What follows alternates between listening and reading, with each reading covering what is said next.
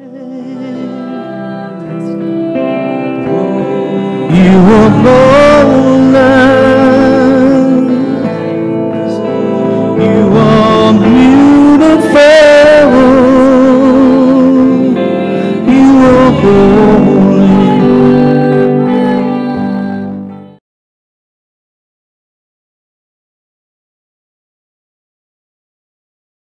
You are golden, you are beautiful, you are holy.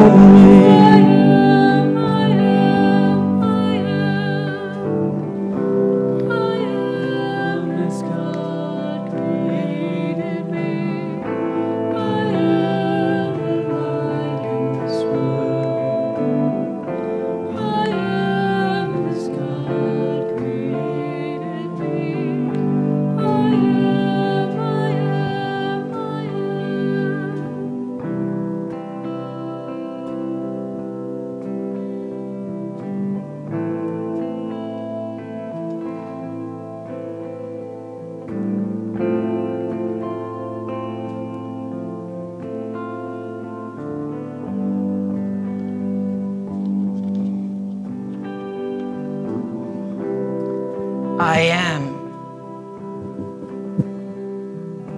Powerful words. I am. Allow yourself to gently say those words to yourself. I am. I am peace. I am love. I am spirit-filled. I am a creative words that put a creative energy into whatever follows. I am filled with the goodness and grace of the divine. I am filled with pure love. I choose love.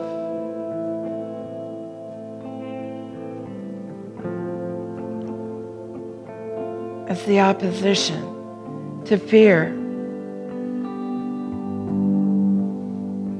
But in truth, love opposes nothing. For true love is a far more powerful energy than any negative emotions.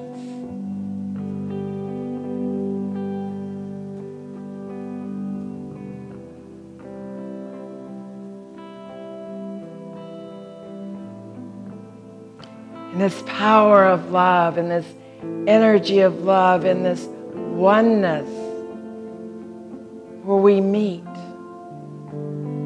with love. We see that there is a great wholeness. It is only an illusion that we are separate from God, from good, from love. For we can never be separated.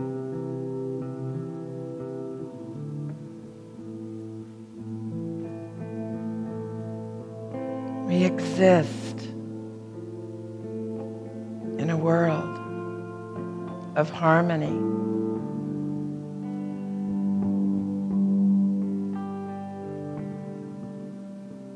And in this time and space of calling forth oneness and love, let us recognize the creative energy that we hold. We hold in our hearts and our minds.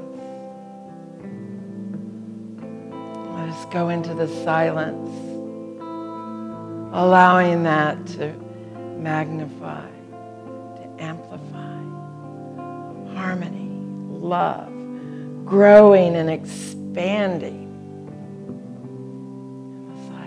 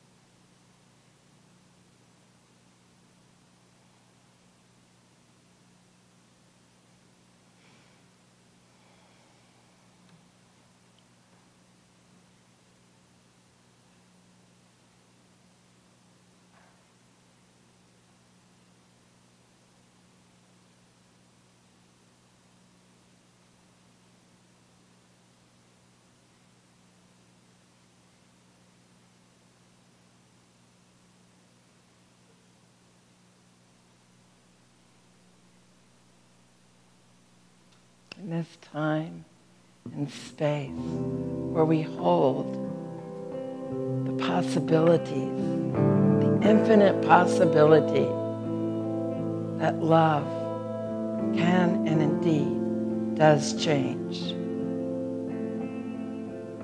minds, hearts.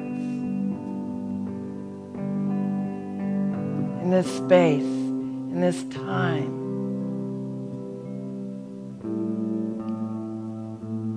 we allow ourselves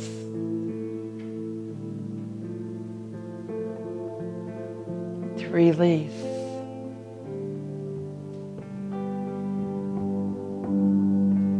To release that no longer serves us. Gently, we release. In this release, we find ourselves choosing gratitude.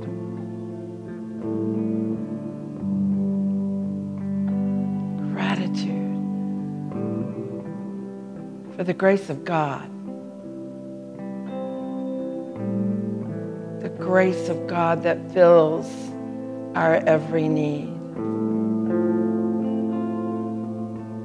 Our hearts being filled with gratitude.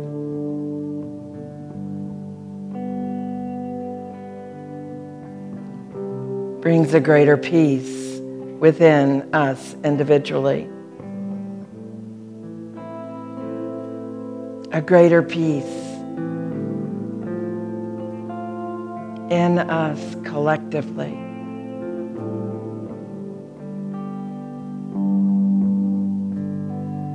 A greater peace in the world.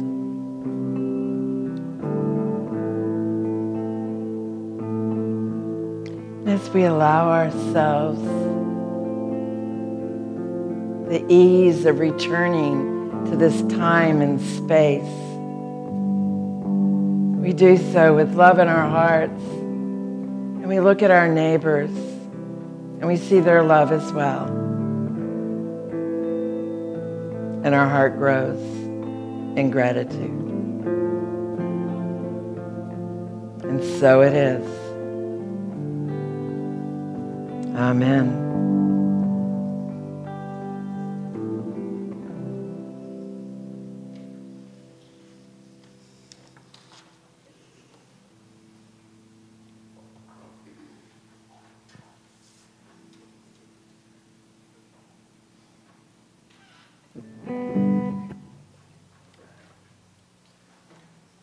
Now our singers, our unity singers, which I'm just going to take a moment and say, y'all are doing great, and Kelly is with the YOUers that...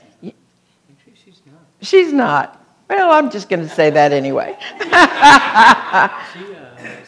helping with the junior-senior prom last night and didn't get finished till 2 in the morning. So. Okay, so Kelly is supporting our young folks, and our YOUers are at Unity of Wimberley doing a service project, at least some of them. We've got a couple of them here. And then, Ron, I'm going to ask you to also introduce Justin, our bass player, who's been here for a while, but just want to acknowledge the great music he's putting out. Yeah, Justin started playing with us, I don't know, I guess it's been about a month ago or so, Justin Holman. And it's a welcome addition. We kind of all just work well together, musically, spiritually, and it all just smoothly flows.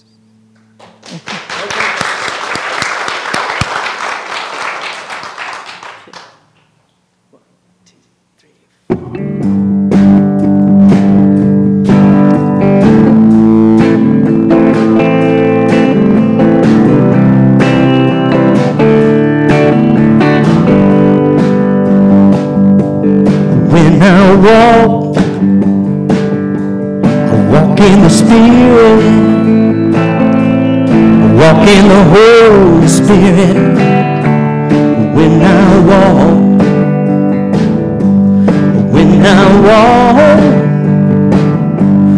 walk in the Spirit, walk in the Holy Spirit. When I walk, when I move in the Spirit, I move in the Holy Spirit. When I move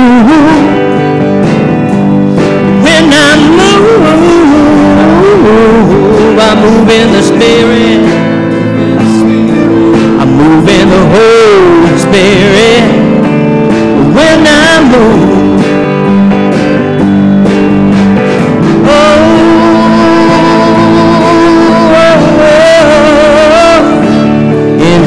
so good, feels so good, when I pray, I pray in the Spirit, I pray in the Holy Spirit. When I pray,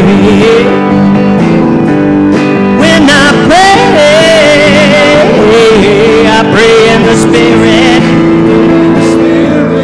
pray in the Holy Spirit.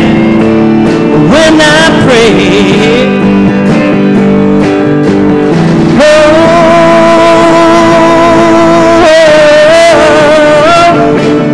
and it feels so good, it feels so good.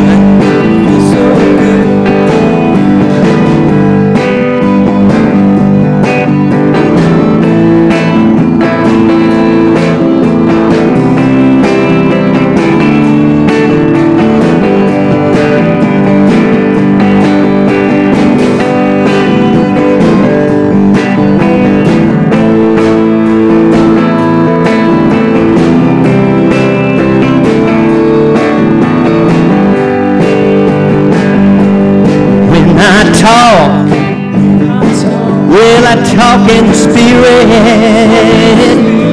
I talk in the Holy Spirit. When I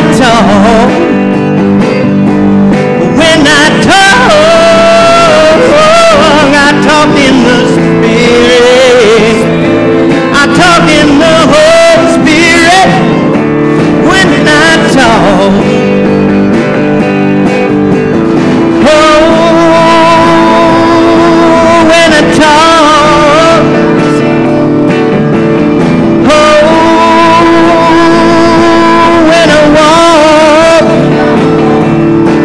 in the Spirit, I walk in the Spirit, yeah, I walk in the Spirit, I walk in the Holy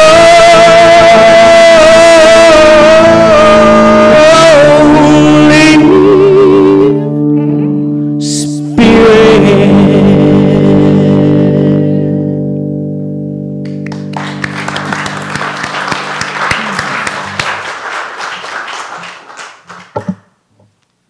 Yeah.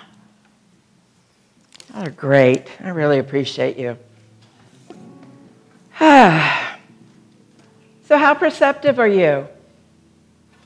How perceptive are you? Do you see things the way they really are? Or can you be fooled by appearances? How clear are you? Oh, can you be fooled by appearances? I certainly was. I had to look twice to see how that was happening. So today we're going to talk about illusions. Illusions are a thing that are likely to be perceived wrongly, are interpreted by our senses versus the truth. Illusions are deceptive appearance or impressions, a false idea or belief. In the old Latin, illusion means to play.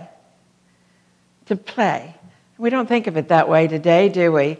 An illusion, we think that that's either somebody trying to fool us or something that's trying to show themselves as one way and actually be another way. So let's play. We can have some fun if we live in a world of illusion, if it's planned, if we're aware. So here we have an illusion. What do you see? Anybody? A vase, faces, and then once you see one, then you begin to see the other, and then it becomes, you can just kind of slide back and forth, right? But it's an illusion. Let's go ahead and see a couple more.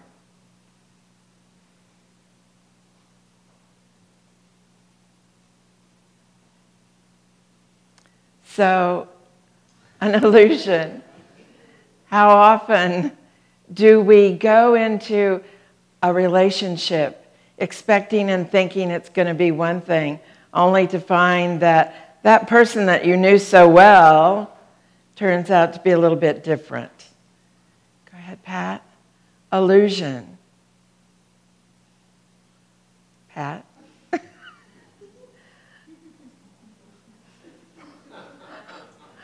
Pretty good, isn't it? Let's go to the next one.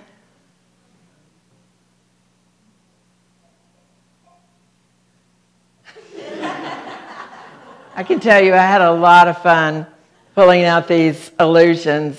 And the next one. Oh, wow. Do you realize that those are actually straight lines? They don't look like it, but they are. And the next one.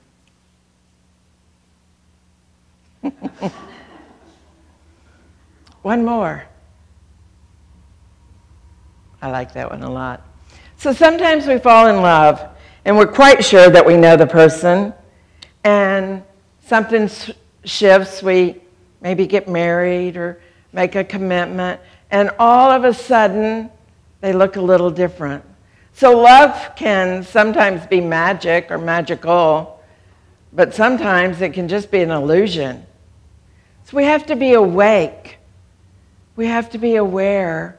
We have to know what we're doing. So it's all right to play with illusions. We can have a lot of fun. Again, as long as we wake up. We can go into jobs thinking that, oh, this is the ideal job. Anybody ever gone into a job thinking you had the very ideal job, only to find out after a week or two that it might not be quite what you thought it was? Yeah, that happens with illusions. Again, we get a new car or a used car and we think it's going to be the end all, and then we start driving it for a few days and, oh, it's not that car we thought it was at all, and we'd like to take it back. We thought everything was going to be perfect in our lives. Had that new car. Illusions are not fun when we're caught unaware. However, if we have the illusion of a train going by, we can just enjoy the thought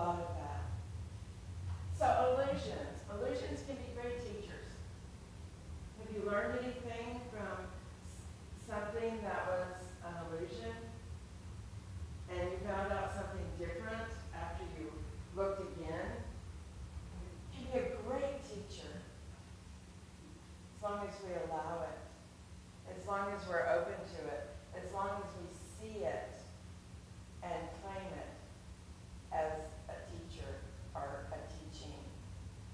So today I'm going to talk a little bit about a lecture from Ed Rabel. He was a minister in Caudic Unity Village for years. He was an incredible man. Boy, he knew his metaphysics. So much of this is taken from him today. It's from the book of Daniel, and it's kind of obscure and an esoteric book, he says, that probably contains a lot of metaphysical meanings that we're not going to address today. So we're going to look at Shadrach, Meshach, and Abednego. You know, those were those three guys that got in trouble with the king, and they got thrown into a furnace, a fiery furnace that burned and burned and burned. A fiery furnace that did not burn them. They were in this fiery furnace, and they remained unharmed. Are you bringing batteries to me? Oh my. It's only an illusion that we're doing this, right, Pat? Right. So, hold that thought. See them burning, burning, burning. Well, they're not burning. It's only the fire that's burning. Because it's an illusion. It's all smoke and mirrors. Thank you. Can you hear me better now? Not like you couldn't hear me anyway. So we have this symbolism of them being in this burning fire, the three of them, and they had an experience of a fourth person. And this fourth person appeared to be the Son of God. And we don't know how they had an idea of what God looked like at this point. But that's another talk altogether. But they see this fourth person that allows them the opportunity to see past the fire, to see past the illusion, to be in a place where they hold faith. They hold this place of faith. So the king is metaphysically, it stands for our human willfulness. That part of us that wants our own way. You know that part? Sometimes we call it ego, and we get kind of attached. So that's what King Abracadabras and his golden idol stand for. It's about glorifying the concept or the projection of our human willfulness, our egotisticalness. And these three men say, not going to worship your golden idol, just not going to do it. And they stayed with it. And so into the fiery furnace they went and did not burn. Did not burn. So what is ego? We all have one. Sometimes we think that we would like to be rid of our ego, but it is a part of us if we're aware of it. So the ego, some people say, is edging God out, ego. The ego is that place within us that thinks it's separated from God, thinks that it's not a part of the wholeness of who we are. In the Course in Miracles, they talk about the ego as a dream of what we really are, a thought that we are apart from our Creator, and a wish to be what He created not. A name for the namelessness is all it is. It's a symbol of the impossibility, a choice for options that do not exist. We name it because it helps us to understand its nothingness. It's an ancient thought that was made and been placed in immortality. And what can become of that except that some fear, some long for, but death. So we recognize that this fiery furnace really symbolizes that thread of suffering that the human self fears so if it does not obey the longing of ego. I can use a great example of that. I go to the store and I'm standing in line and I look over and I see the candy. And ego says, you've got to have that candy. You won't get home if you don't get that candy. You won't make it without that candy, even though you know you don't need that candy. I mean, heaven knows I don't need that candy. And yet that ego place goes, you got to have it or something horrible will happen. Something's going to happen. And we get really selfish about it. And guess what? It's an illusion. It is all smoke and mirror. We do not have to suffer. We do not have to live in that fiery furnace. We can find that it has no power to destroy us. And the way we can deal with it is what those three men stand for. Because they stand for that place within us that is about love, that is about humility, that is about truth.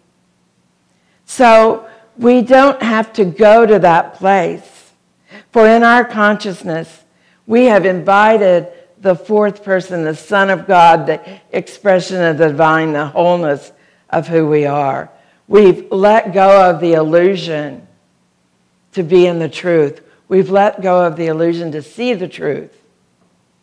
And so we become faithful to the principle instead of worshiping the selfishness and the ego-ness. Reverend John Strickland, who is until very recently a Unity minister in Atlanta, he's just recently retired, he said, I observe that this worshiping of the golden image is our egotistic, our ego,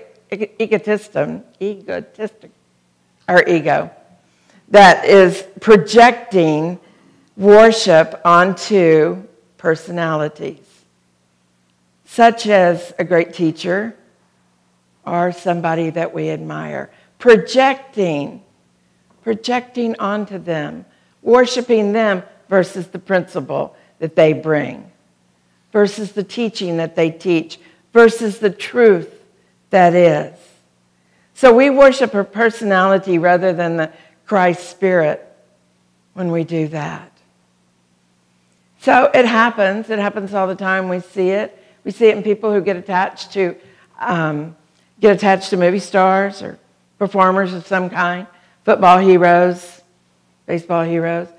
And instead of being attached to what they do, rather than being attached to the principle, we get attached to the flesh that encompasses that principle.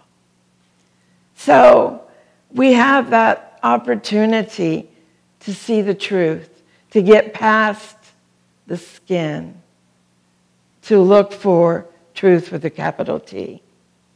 Now, I know that it can happen with teachers and those that we admire.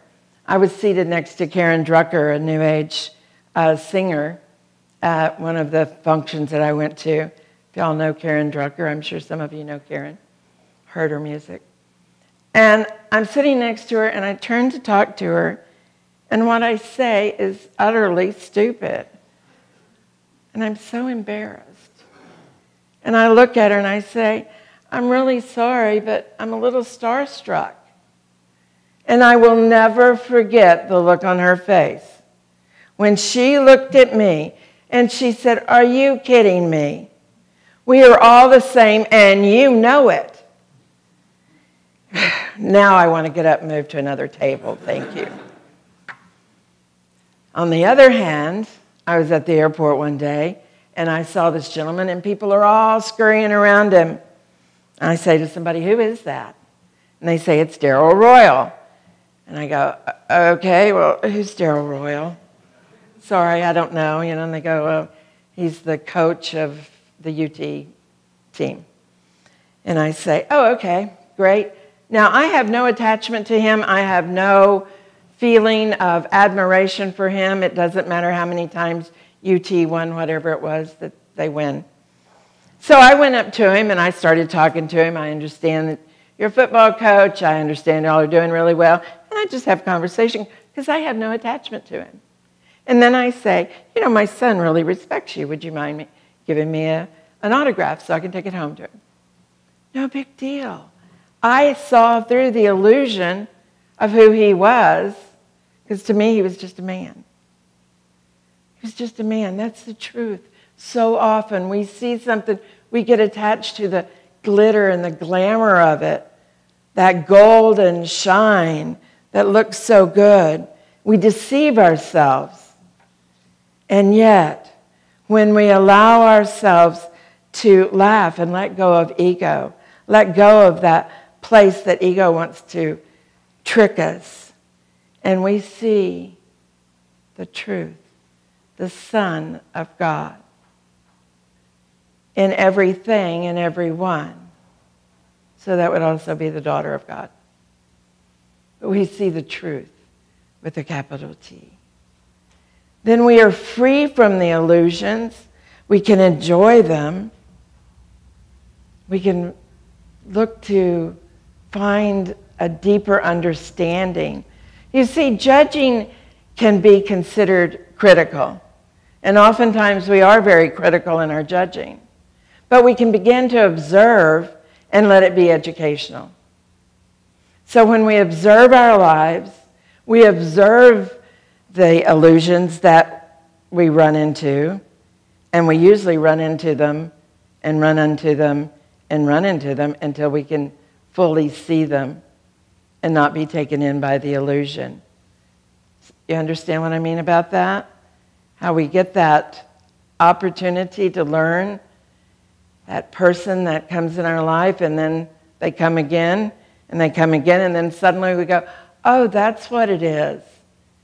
They present very well, but there's that piece behind. And I'm talking about people, but this is true of situations as well. This is, every time you go shop for a car, do you get a bad deal? That's an illusion. You don't have to do that. My dad always had to get the good deal, the very best deal. And he would come back talking about these great deals, and I really thought he was getting a good deal. I don't know that he was, but he liked to talk about that. On the other side, if he didn't get a good deal, he got scammed by somebody.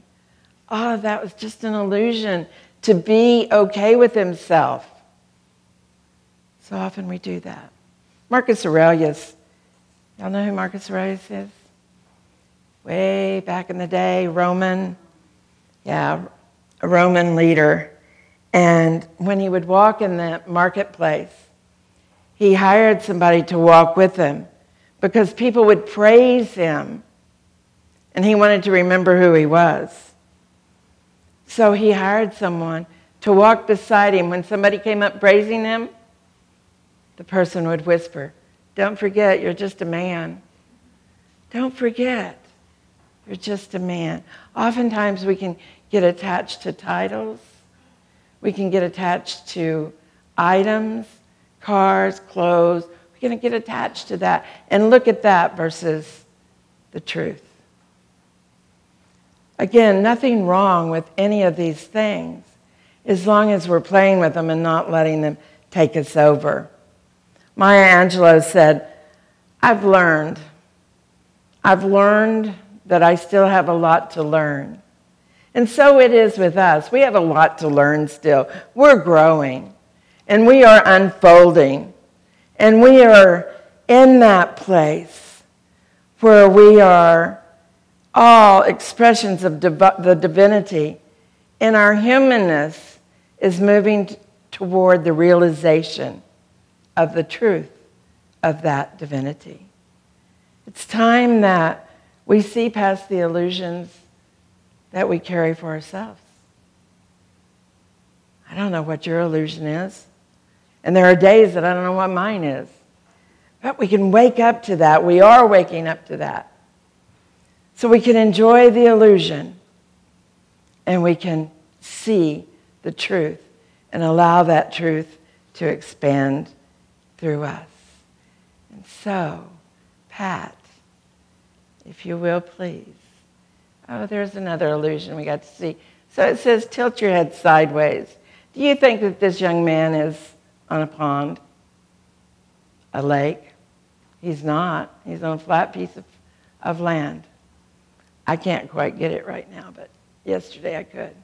And next one. This was the hardest for me to see. Do you see it? Mm-hmm. Mm-hmm. Can you see it? What? It's a baby. It's a big baby. It's a baby that takes up the whole photograph or picture. Isn't that something? Sometimes our illusions are quite difficult to see, but they're there when we look. Did everybody find the baby? No. Okay. So, yeah, start with the feet right there in the tree. You see those feet?